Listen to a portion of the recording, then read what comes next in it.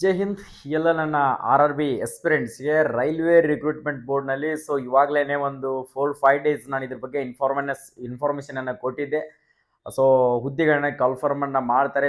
ಈಗಿಂದನೇ ತಯಾರಿಯನ್ನು ಸ್ಟಾರ್ಟ್ ಮಾಡ್ಕೊಳ್ಳಿ ಅಂತೇಳಿ ಕೇಸಿಂದ ಅಂತೂ ಕನ್ಫರ್ಮೇಷನನ್ನು ಮಾಡಿದರು. ಟೋಟಲಿ ಬಂದ್ಬಿಟ್ಟು RRB ರೈಲ್ವೆ ರಿಕ್ರೂಟ್ಮೆಂಟ್ ಬೋರ್ಡ್ನಲ್ಲಿ ನ್ಯೂ ಕ್ಯಾಲೆಂಡರನ್ನು ರಿಲೀಸ್ ಮಾಡಿದರೆ 2026ರಲ್ಲಿ ಎಷ್ಟು ಹುದ್ದೆಗಳನ್ನ ಕಾಲ್ಫರ್ಮ್ ಮಾಡಬೇಕು.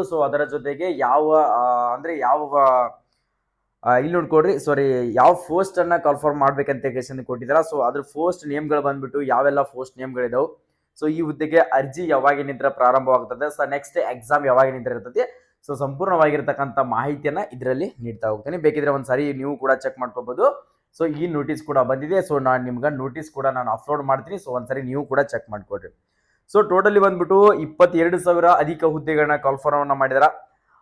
ಹುದ್ದೆಗಳ ಹೆಸರು ಏನಪ್ಪಾ ಅಂತಂದ್ರೆ assistant track machine, assistant bridge, next track maintainer, next assistant P way ಅಂತ assistant TRD, assistant loco shed electrician, assistant operations electrical, assistant TL&AC, assistant C&W, pointsman, next assistant ST ಅಂತ ಈ ತರದ ಹುದ್ದೆಗಳನ್ನ ಕಾಲ್ಫರ್ಮ್ ಅನ್ನ ಮಾಡಿದಾರ.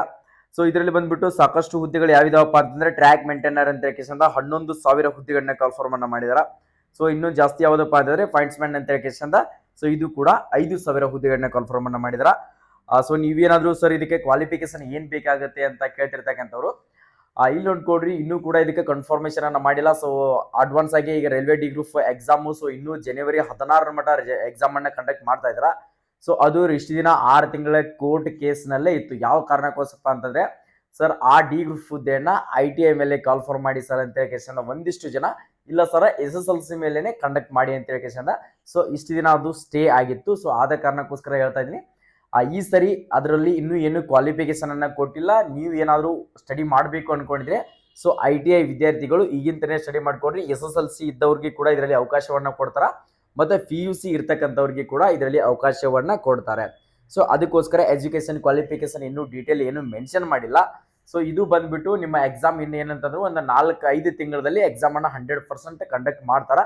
ಈಗಿಂತನೇ ಸ್ಟಡಿ ಮಾಡಕ್ಕೆ ಸ್ಟಾರ್ಟ್ ಮಾಡ್ಕೊಳ್ಳಿ ಸ್ನೇಹಿತರೆ.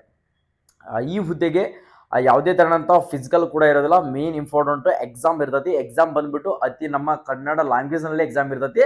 ಅದರೊಳಗಡೆ ಇಂಗ್ಲಿಷ್ ಸಬ್ಜೆಕ್ಟ್ ಅನ್ನೋದೇ ಇರೋದಿಲ್ಲ. ಅಂದ್ರೆ ಇಂಗ್ಲಿಷ್ ಗ್ರಾಮರ್ ಏನ್ ಬರ್ತಲ್ಲ ಅದು ಇರೋದಿಲ್ಲ.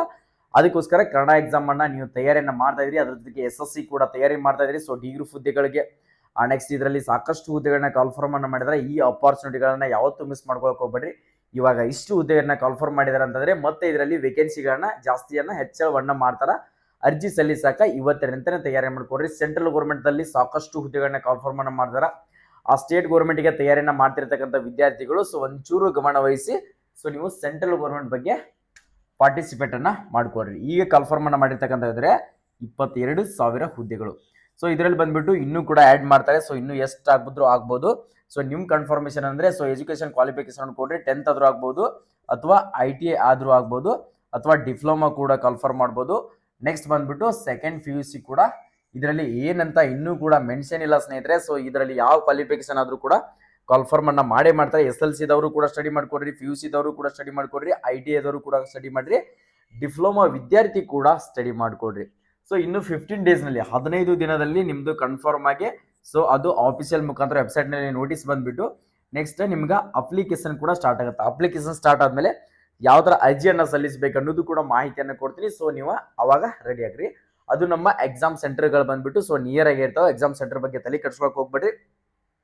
ಅದರ ಎಕ್ಸಾಮ್ ಸಿಲೆಬಸ್ ಏನಿದೆ, ನೆಕ್ಸ್ಟ್ ಯಾವ ಸಬ್ಜೆಕ್ಟ್ ಇದೆ, ಎಷ್ಟು ಮಾರ್ಕ್ಸ್ ಇದೆ, ಎಷ್ಟು ಟೈಮಿಂಗ್ ಇದೆ ಅನ್ನೋದು ಕೂಡ ನಾನು ಅದನ್ನ ನೆಕ್ಸ್ಟ್ ಮುಂದಿನ ವಿಡಿಯೋದಲ್ಲಿ ಸಂಪೂರ್ಣವಾಗಿರ್ತಕ್ಕಂಥ ಮಾಹಿತಿಯನ್ನ ಕೊಡ್ತೀನಿ ನಿಮ್ಗೆ.